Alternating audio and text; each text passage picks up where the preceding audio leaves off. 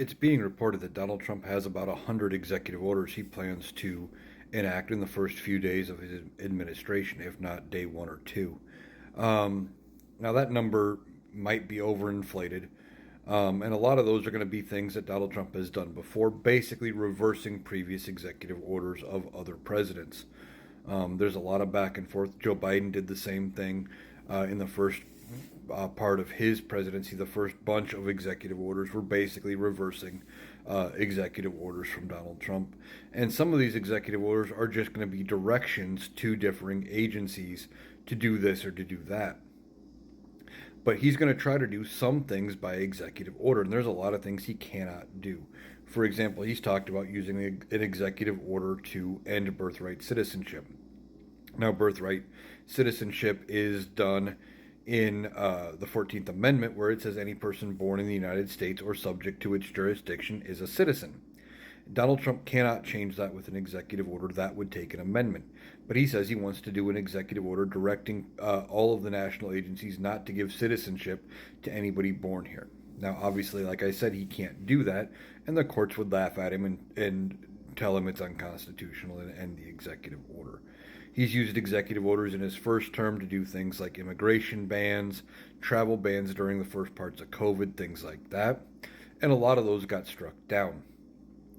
So the courts are going to be looking at what he's trying to do with these executive orders. They are not, um, all powerful. There are a lot of limits as to what he can do, and the court can rule whether or not he has the ability to do it, and or whether there's something else like the 14th Amendment in this case, saying everybody is a citizen, that it gets in the way.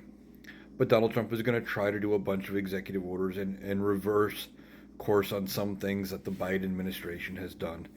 And a bunch of these, though, like I said, the courts can reverse them. The ones that get challenged in court, those could be tied up in courts for, several years, potentially tied up even longer than what Donald Trump is in office for, because he is only going to be around for 4 years, depending on how many times they get appealed and citing which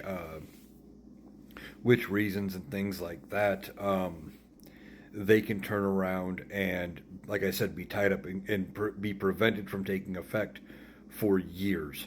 So even though he says he's got 100 he wants to do day one, don't get overly worried about them being the end of everything. There's a lot of limits as to what he can do by executive order, and the courts are going to safeguard a bunch of it because they're not going to allow him to do things that are unconstitutional.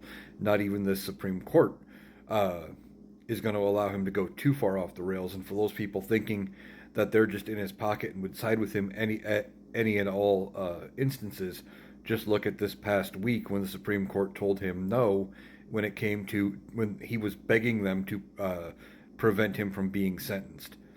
So we have to trust in the courts, and even though he's got 100 supposedly ready to go, it is not going to be the end of the world. He still has a lot of limitations he's going to have to face.